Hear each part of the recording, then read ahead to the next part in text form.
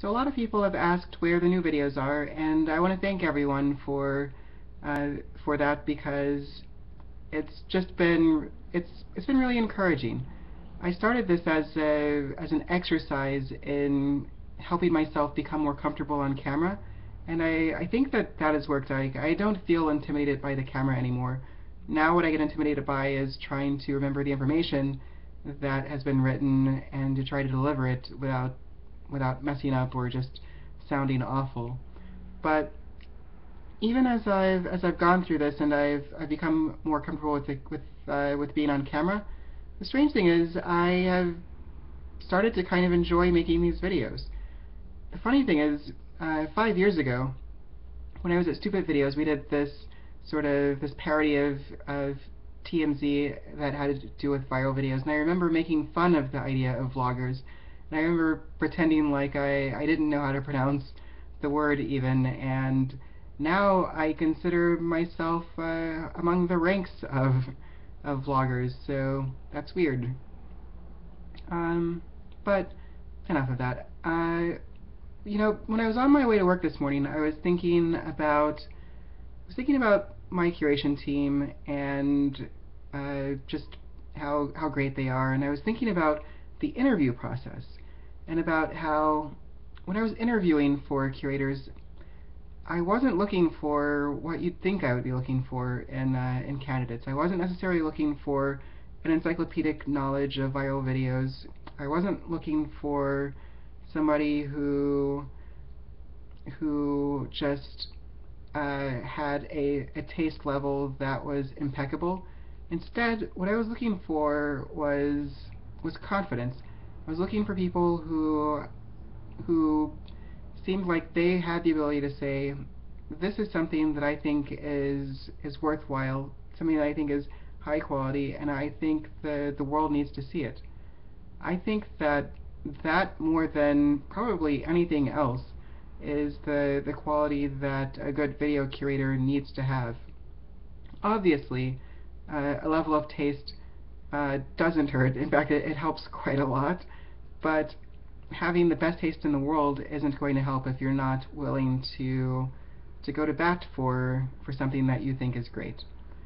I was thinking about that with regard to myself, and I started laughing because I was thinking about in middle school.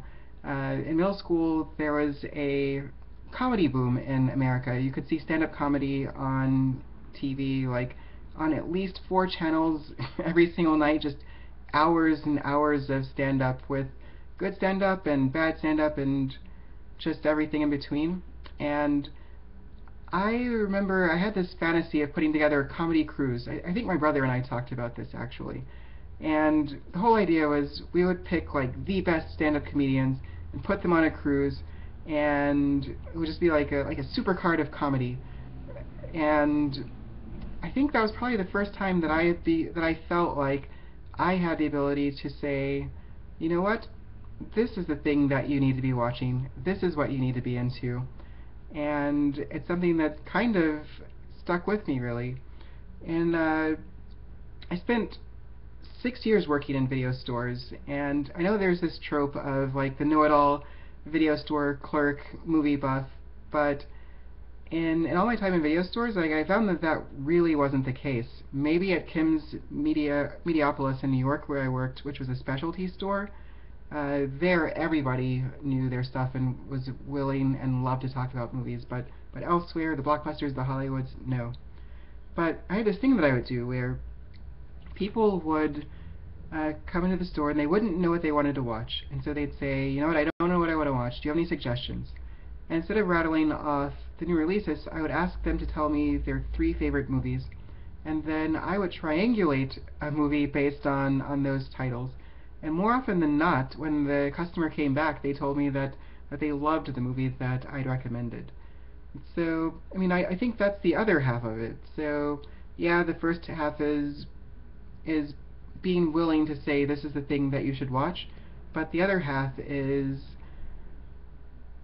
I guess it really is having a knowledge. You don't have to be born with it, and it doesn't even have to really be the deepest, but you have to have kind of a a willingness to develop a knowledge of content. And so if you're working in a video store, then it helps to love movies and to be interested in learning more about different directors and things. And when it comes to video creation on the web, then you don't have to have spent 5 years toiling in the depths of YouTube and Reddit, but it helps to be willing to just kind of want to know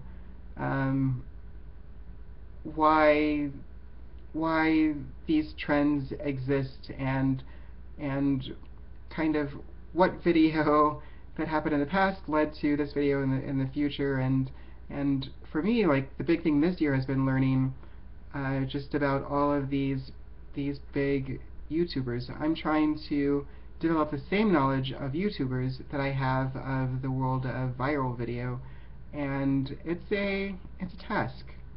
Well, it looks like we hit 6 minutes, which means you got a bonus minute.